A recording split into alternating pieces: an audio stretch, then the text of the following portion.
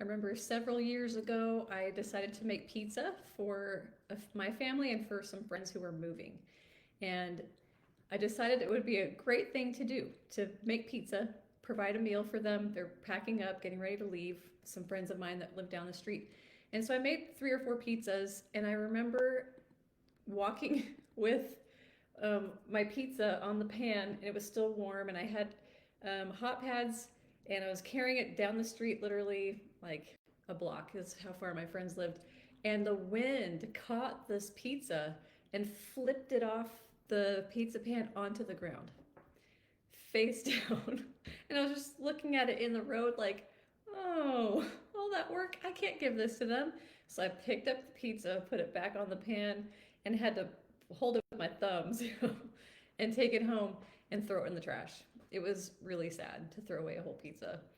And so then I got the next pizza and made sure I was holding it really well. I think I even wrapped it with foil, made sure that thing was not going to fall, and carried it down the street to my friend's house. And so I think this is kind of a funny story of how sometimes things don't work out.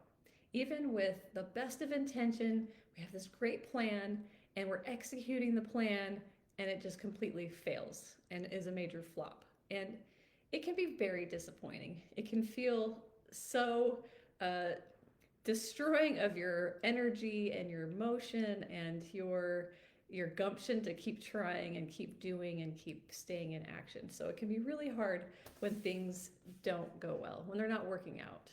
And that's what today's episode is about, when things aren't working out. This is episode 7 for the Changemakers Let's Talk. And I'm Michelle Cox. I'm a life coach in East Texas.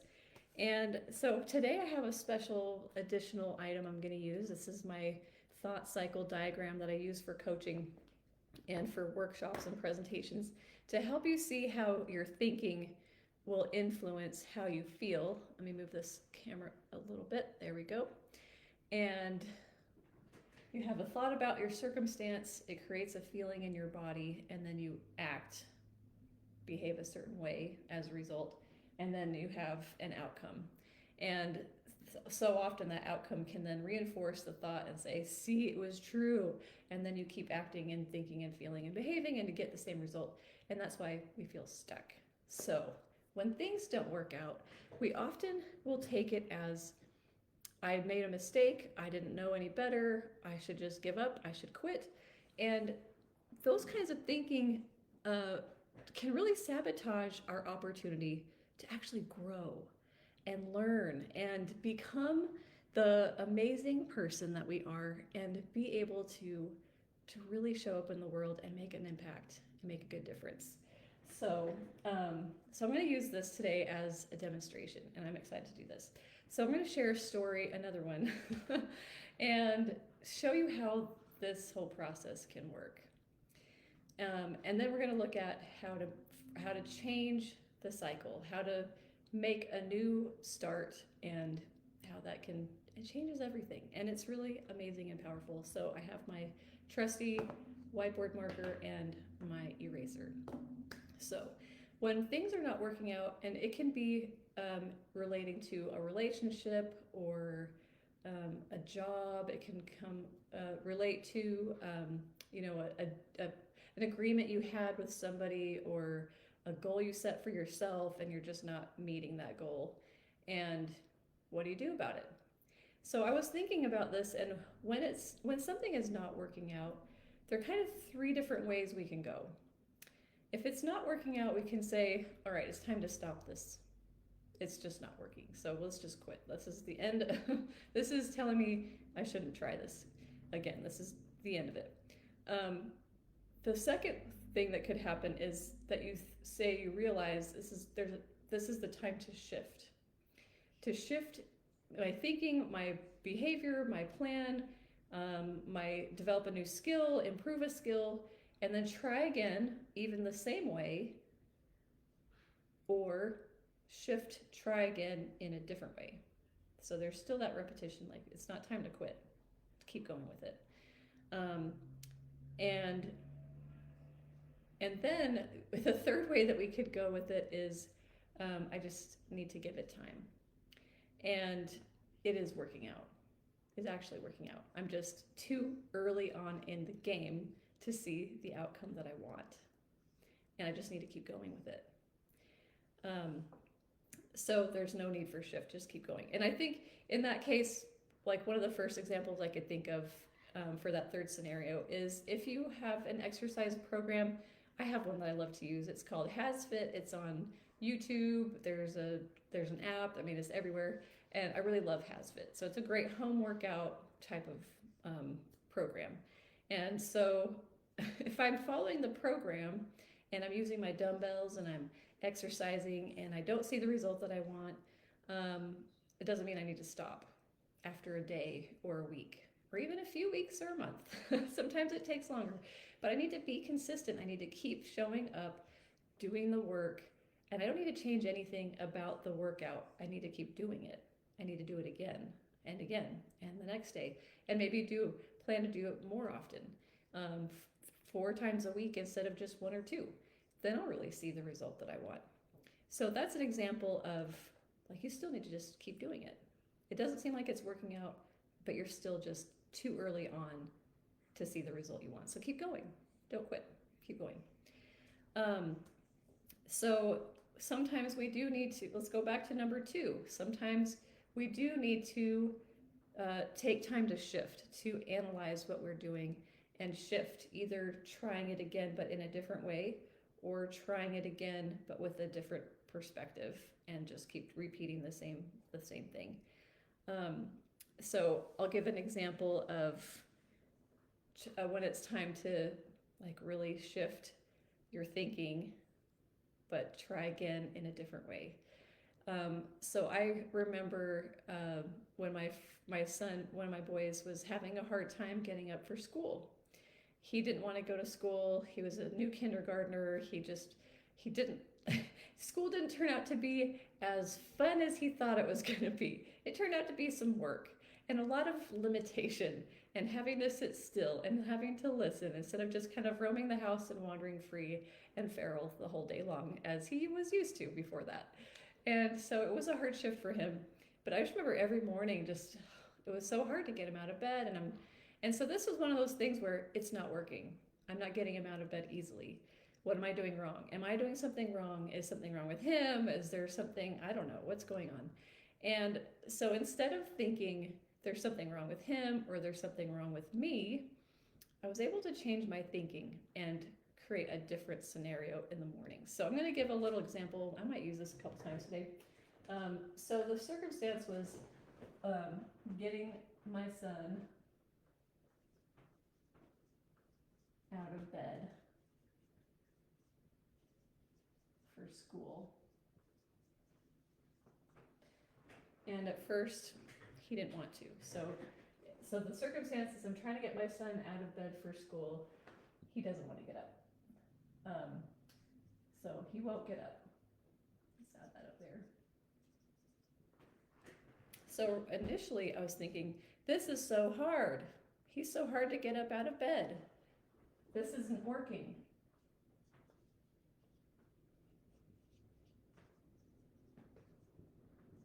He makes this so hard.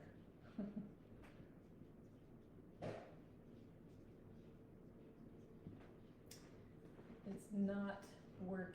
Our mornings are chaos because then it takes so long to get him finally get up and get dressed, and then we're rushing and I'm late. And that year I was working at the school as a teacher aide, and I had to be there early with 3 kids, and it was impossible. So it really felt like this is too big, this is too hard. And so what was I feeling? When I was thinking those things, this is too hard, he makes this so hard, this isn't working, I felt a lot of resentment. Because he should make this easy, just get out of bed when it's time to get out of bed. I also felt very frustrated.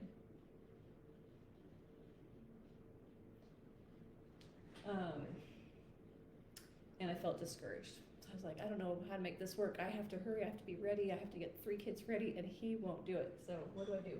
So I felt really discouraged. Okay, hopefully you can read my writing. When I talk and write at the same time, things don't work out very well. Sometimes I have to try again. It's not working, try again. So anyhow, So I'm thinking this is too hard. He makes this too hard. It's not working. Then I feel resentment. I feel frustrated. I feel discouraged. What's my action going to be like when I present myself, when I'm interacting with my child, when I feel like this isn't working, this isn't working? I'm so frustrated. I feel, so discouraged, and I feel resentful. My action is to be less patient. I'm more likely to be like, hurry, come on, nudging and nagging.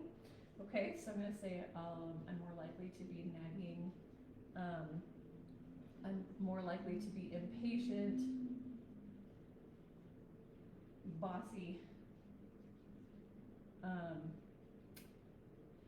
Maybe threatening. You won't get to watch TV, which we don't do much anyway, but you won't get to do whatever it is that you like. You won't get to keep your teddy bear in your bed if you don't get up. Whatever, he's got this teddy bear that is his best thing on earth. So if he's like, Teddy's gonna have to sleep in the attic, but maybe that'll motivate, but we don't want to motivate with threatening. But that's what was happening then. And then what's the result? Do we have cooperation or do we have conflict? We have conflict, even more. He's still not going to cooperate. He's not doing it willingly. And that's really the gold standard. When we're parents, we want what we want, but the gold standard is when our child does it willingly. So when we're looking at our behavior, we have to look at what am I doing to help foster in him a desire to cooperate, to want to, on his own, to use his own special powers that he has to choose to get along and to cooperate. So we're going to continue to have this belief, and it seems to be so true. It's not working. He's making this so hard. It's his fault, and I could keep on having that resentment and that blame, and just keep having this experience. See how I do that? This is real. My nervous system needs to calm down, even just remembering it. So I just remember one morning, I thought, okay, this pattern isn't working, which is true. But I still need to get my child out of bed. So what am I going to do? So let me reframe and see what happens. Let me shift my thinking about the situation, about my child. Here we go. Okay, so I started to think, what could I do to get his attention and get him interested in getting out of bed? What could I do instead? Because the result that I really want, and I'll start here actually, the result that I really want is to have cooperation. I want this to work, this thing of getting ready in the morning for school. This is the thing, I want it to work. So what I really do want is cooperation. I want peace in my house. I don't want to have to nag and threaten to hide teddy bear somewhere else. I want this to be a partnership.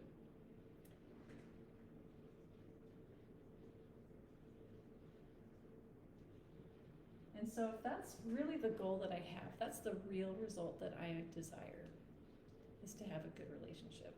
Let's put that in there too. Because when I talk to clients about using this cycle, it's always coming back to what is the relationship that you want. Because so often people are stuck with a person, a relationship. And so, or even if it's about themselves, what kind of relationship do you want to have with yourself?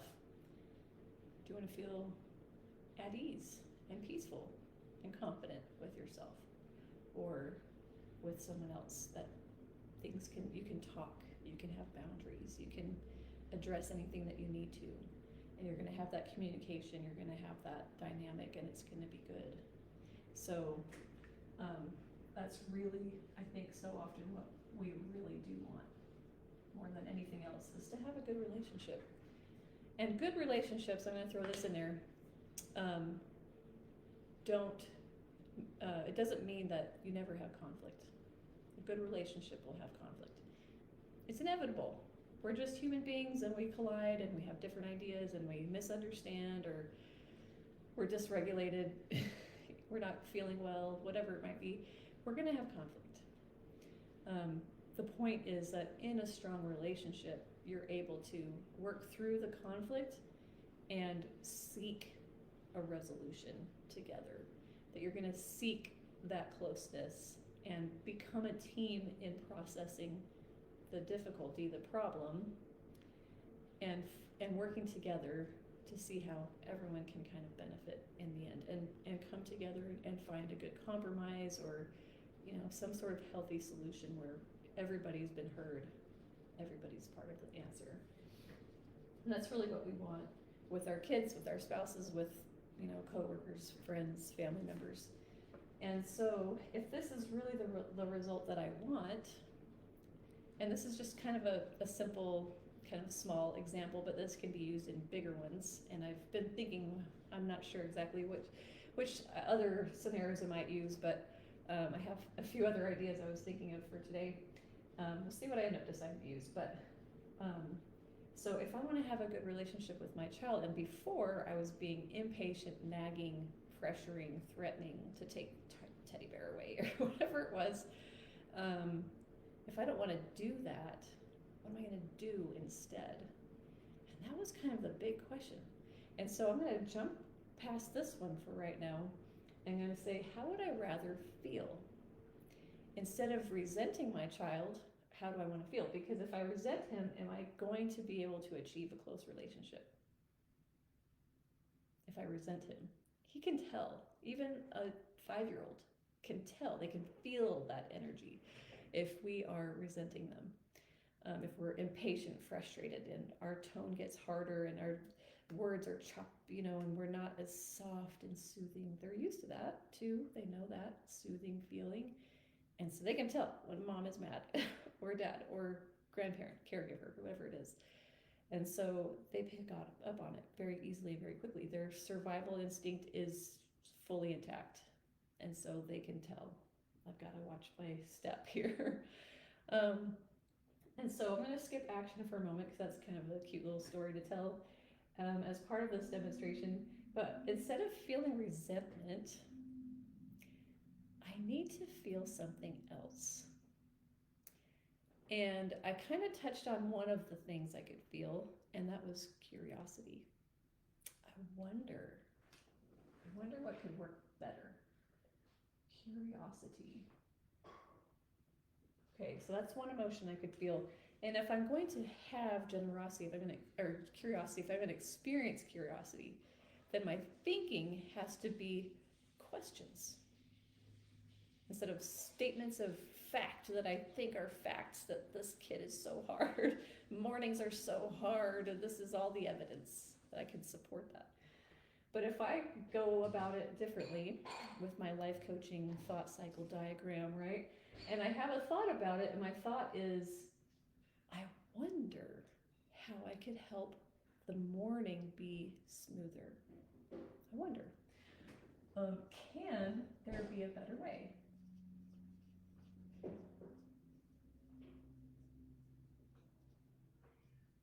Can there be a better way to get him up? I wonder what could work. What could pique his curiosity as well, so that he wants to get out of bed. Let's see. Okay, and so that curiosity then goes into compassion. I understand 5-year-olds don't always want to get up and go to school. Is that a surprise? Really? So there's some compassion there. He's a little kid. Maybe we're up a little bit too late. We have a lot of kids, so we have a lot of activities, and so we can't always get our little ones to bed at the time we would like to. Or I like to read to them, and sometimes I'll read an extra chapter and like, ooh, now we're past bedtime. So, sometimes it's my fault. But I can have compassion for him. He's a 5-year-old. His bed looks really cozy right now. He's so comfortable. He's sound asleep. Why would he want to get up? I didn't want to get up either. I wanted to keep sleeping too at times. Um, so if I have curiosity and compassion, something doesn't seem to be working, but I can become curious. I can express compassion to my child and realize he's just a normal kid. He's totally fine. It's okay. There's nothing wrong with him at all. Not even a little bit. So then my action changed. And so this was what was really fun. So then I had to start thinking morning after morning of something that would get his attention and kind of fuel excitement and get him to want to like peek over the edge of the bed and see what's going on, and then want to join me on the floor, and then we could finally get going and get his clothes. So I would do different things. So I turned it into a game. I made up little games.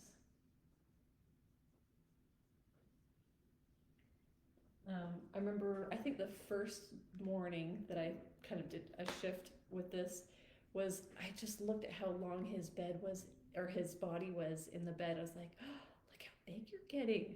You're getting so big. Look how long your body is. Can you reach the other end of your bed if you put your head right here at the very, top end and see if your feet can reach? And he's sort of like, kind of grumbling. And I was like, I wonder how big your feet are compared to mine now. Should we compare? Should we see? Should we try it out? Come down here, because I can't come up in your bunk bed. Come down here and show me. Let's put our feet together, and let's see how big your foot is compared to mine. And sure enough, he just like peeked up over the edge of the bed. He knew I couldn't get him out very easily. That's why he wanted to sleep on the top bunk. And but that got his curiosity too. And I was non-threatening, right? So then he was willing to come down, and he was excited, and he wanted to put his foot up against mine and measure our feet and see his little foot was part way up mine, mostly up mine. It's getting big. and then we got to just kind of laugh about it, and I think and then it was just kind of, he just was fine, and then we could pick out his clothes and he got dressed. And I think the next day that didn't work. So then I was like, I wonder how big Teddy's foot is compared to mine. Would that be so funny? And just turn it into a game. And so again, he came down and we measured his teddy bear's foot against mine. And so each day I was finding different ways to entertain him in a way, make it fun, make it playful. And so instead of thinking this isn't working, he's so hard and this is so hard, and all those kinds of things, I was able to just like bring down my stress level and bring down my, like, let go of the resentment and the judgment, and just open up to a new way of doing it. So that was for example number 2, that when we see that something isn't working out, we have to still do it, but we just need to find a different way to do it. So turn it into something that brings delight into your relationship. So that's one way that you can look at, something's not working out. You still have to do it. Sometimes we do have to still do it, but let's find a new way to do it. And the new way to do it will come, these ideas will come when you're no longer stuck in resentment, judgment, self-loathing, blame, and stuff like that. But then you have to think, what are my thoughts that are creating those feelings? So I have to change my thoughts. Okay, but how do I know what thought to pick? Okay, well, what's the result that I want? So I'm gonna have to do other things differently, and so much of it resides here in our brain, what we're thinking and how we're evaluating the situation, the circumstance. So the first thing that I mentioned, though, was the ways we can go when it seems like something's not working out. Sometimes it is time to stop. Sometimes it is time to say, all right, I gave it a good try. That's it. And I think about that in dating. Dating is so fun, isn't it, everybody? So dating could be a very important situation like that, where you do have to see, we're not as compatible as I hoped, or there's just certain things that we're not really able to mesh on, and to to come to a good place. Because you don't want to just settle, you don't want to make compromises that then leave you feeling really far from the goal and the ideal that you had. But at the same time, we also have to look at what our expectations are. And this is across the board for any type of situation where we feel like it's not working. This isn't working out, therefore everything's wrong. Well, sometimes our expectations were too high. So I gave the example of exercising. So if I had the expectation that in 2 weeks I'm gonna have great muscles and I'm gonna have no more joint pain, that's not a very reasonable expectation. If I think in just 2 weeks I'm gonna be totally fit and fiddle. But no, I have to keep working at it. And it might take a year, it might take several months. And the more that I do that consistently. So I need to have a reasonable expectation.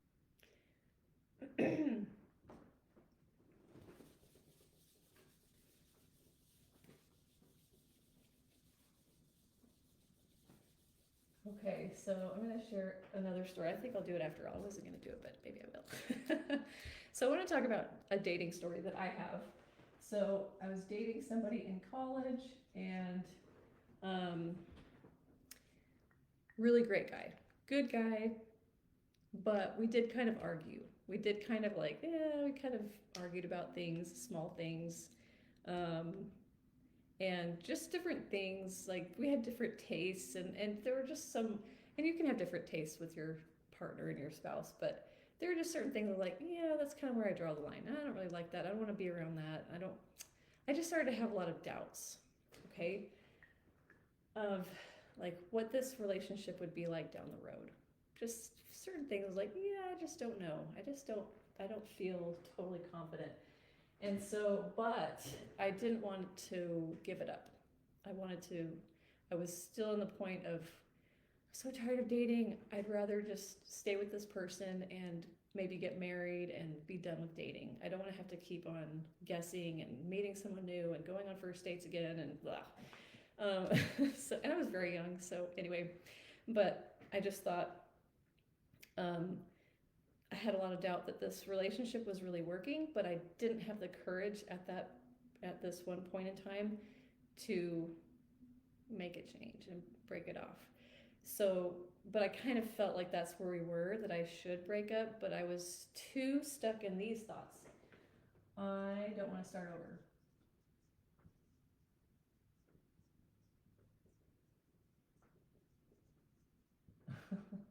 Maybe it'll work out. Oops. Even though it didn't really feel like it was going to, that was really working out.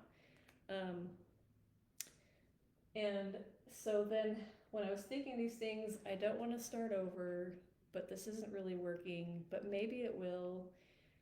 I felt a lot of stress and turmoil and doubt. That was a huge thing. Felt a lot of doubt and insecurity about the future. I think I was also experiencing some denial that I really should break up with this person, right? So there was some denial there as well. And so because of that, then my action was to stay in the relationship.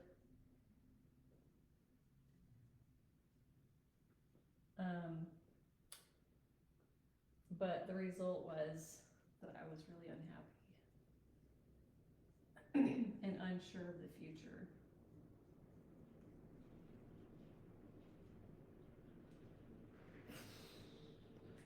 So I could have stayed there, and I was kind of in that cycle for some time, several months, I don't remember.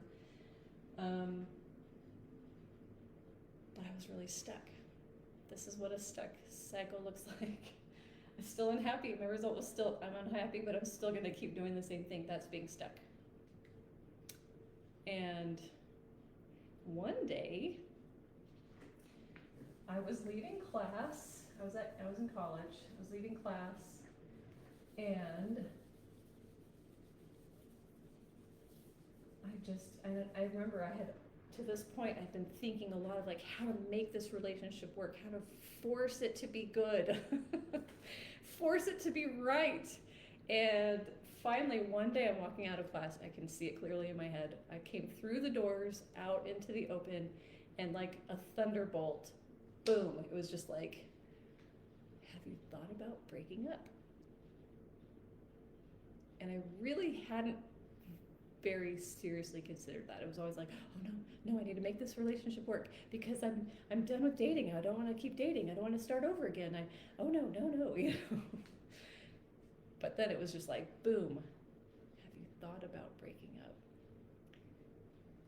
And I'm a praying kind of person. I pray. So I think it was actually more of like, did you pray about breaking up? And I was like, no. So the thought came,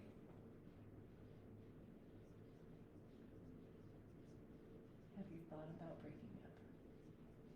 Sometimes we talk to ourselves first person, sometimes it's third person, right? Have you thought about breaking up?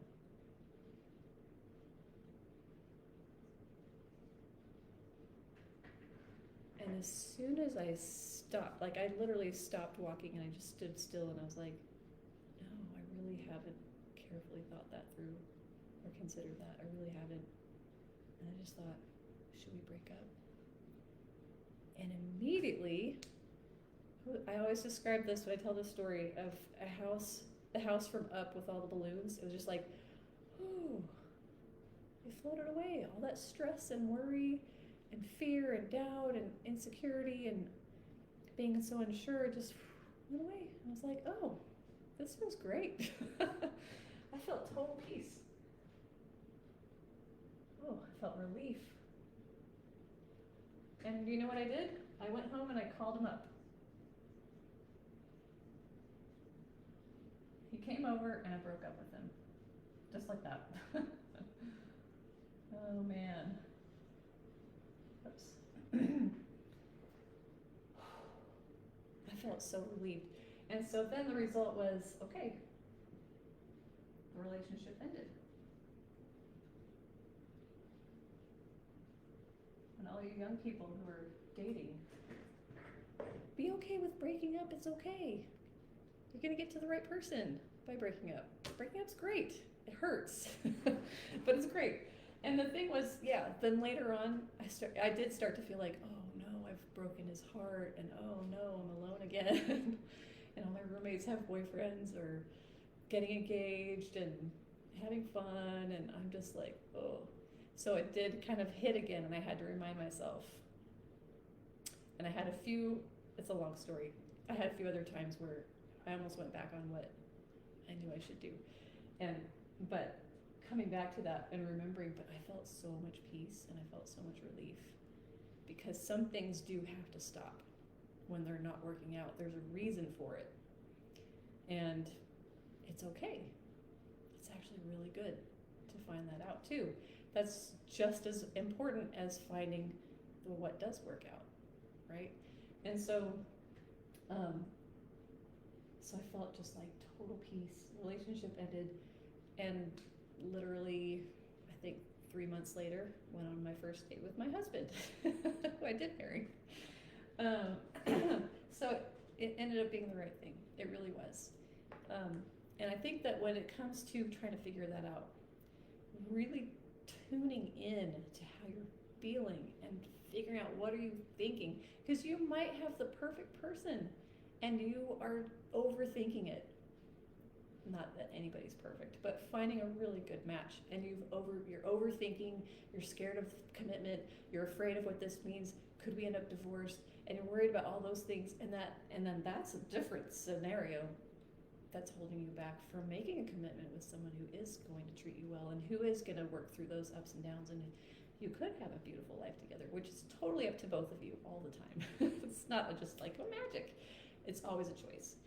But my point being that there was really good potential, and it could have a beautiful outcome, but sometimes you're overthinking and you quit when you shouldn't. So that's where using this kind of a cognitive behavioral model can help you work through, figure out what are the thoughts that you're carrying that are sabotaging your judgment from really making good judgment calls. and having ridiculous expectations that are totally unreasonable. And then realizing how that's making you feel and how you'd rather feel. And so, working on this kind of scenario, this diagram, is really helpful. But I want to offer one last thing. This is a little bit of a longer podcast today, but one thing I want to offer too is that whenever we think something isn't working out, it feels very threatening. I think our nervous system probably picks up on that as like, this is a threat. If something's not working out, we kind of panic, and it just feels really scary, and like, well, then what's the answer? How did I get this wrong? And here I am on the wrong path, doing the wrong thing with the wrong people, whatever it might be. But if you decide that you're going to change the way you think about failure and struggle and frustration, and look at it as a learning opportunity. Is it ever not working out for you in some way? If it's always something you can learn from.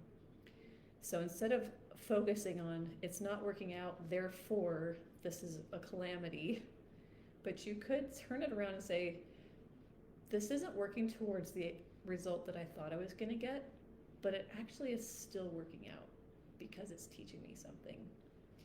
I'm either gaining a new skill, learning how to set boundaries, learning how to stand up for myself, or learning how to be creative and become a problem solver and change my parenting technique from nagging to playfulness.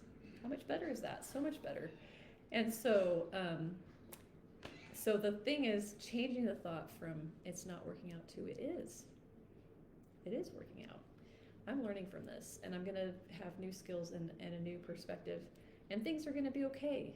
It's okay. It's okay if something is kind of messy for a while, or I have to change tactics, or I have to stop a relationship, or stop a job, or stop something. It still worked out. It still taught me something. It wasn't a total loss and a total failure, because there's always going to be something to apply that you've learned that's going to help you down the road and help you with someone else or with a different situation in your life. So every experience that you have is for your good. There's something to be gained from it. So it's working out. Just maybe not the way that you thought it would. But in the end, you have total control and capacity to decide, and it takes work. And work is okay. It can take work to change how you think about it, to how you're going to feel, how you're going to behave to get the result that you're looking for. But also looking at being realistic, having wise expectations, and being willing to talk to someone and work through it with them. Hiring a coach is a great thing. I get coached. Coaching is amazing. It helps me so much. And just being willing to be okay with the messy middle, as we say, when we're learning a process or finding the right person or figuring out a better way to do things with our kids, and in our relationships. So when it isn't working out, maybe it really is. So give yourself a little grace, a little credit, and some time to learn, and take time to stop and pause and really evaluate and learn and grow from it. So thank you so much for joining me, and join me next week, Tuesdays at 2 on Let's Talk. See you later.